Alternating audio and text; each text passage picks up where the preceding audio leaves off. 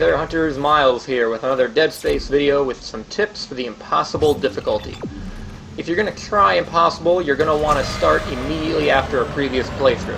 That way you will have your maximum armor and the inventory slots that went along with it.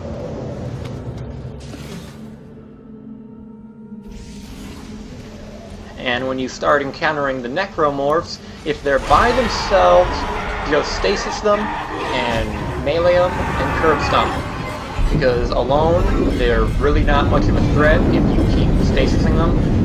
And this will really help you save ammo, because I really cannot emphasize enough how scarce ammo is on this difficulty.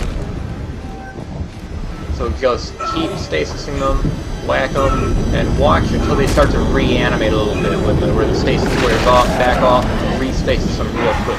And then just keep going until they're down.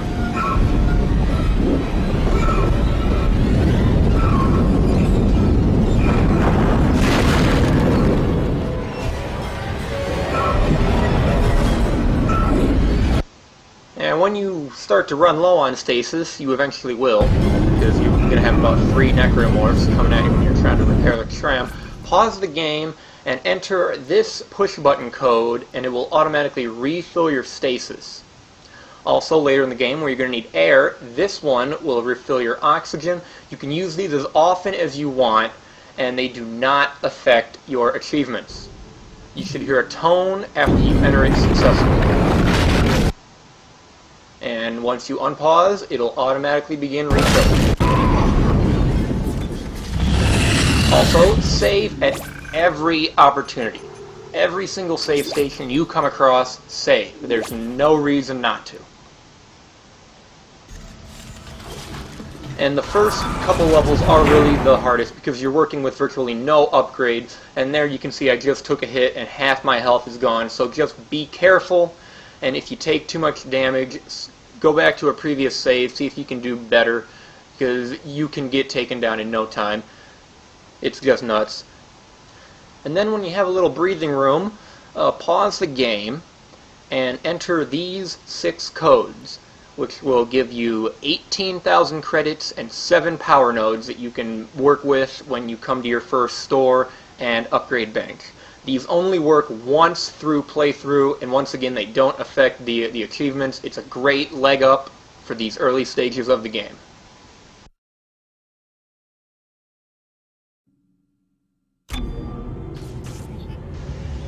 And here we can see that now I have a pretty good pocketbook and a handful of nodes that will really help.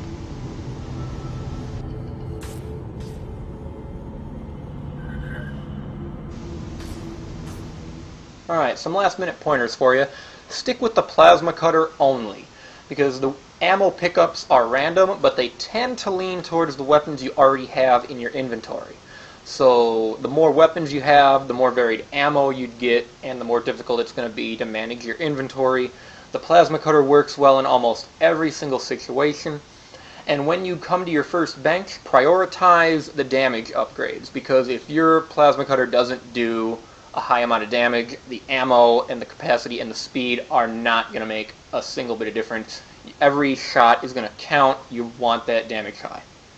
And with those push button codes for the stasis and the oxygen, you can ignore the stasis and air upgrade, so you can use your nodes elsewhere, and you can sell any air cans and stasis packs you come across for more credits. When you're upgrading, always save 1 node for doors, because 9 times out of 10, it is worth it what's behind those doors. And lastly, before the boss fights, med packs, ammo, more med packs, and more ammo. Because these guys are going to take a serious beating before going down. You're going to want some margin for error.